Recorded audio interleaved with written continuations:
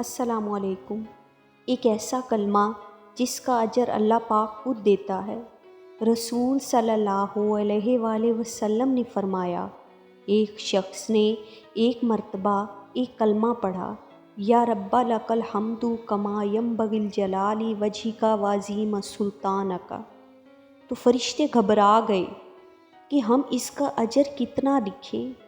تو آخر کار فرشتوں کو سمجھ میں نہیں آیا، تو انہوں نے جا کر اللہ سے دریافت کیا کہ اے اللہ، آپ کے ایک بندے نے یہ کلمات پڑھے ہیں، ہمیں سمجھ نہیں آ رہی، ہم اس کو کس طرح لکھیں، اس کو کتنا اجر دیں۔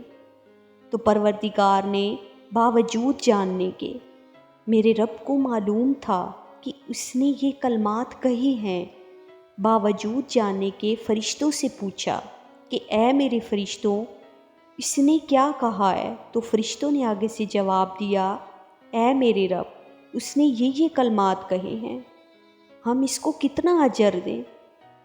پروردگار عالم نے فرمایا، اے فرشتوں، تم اس کا اجر نہیں لکھ سکتے، میں اس کو خود اس کا اجر دوں گا۔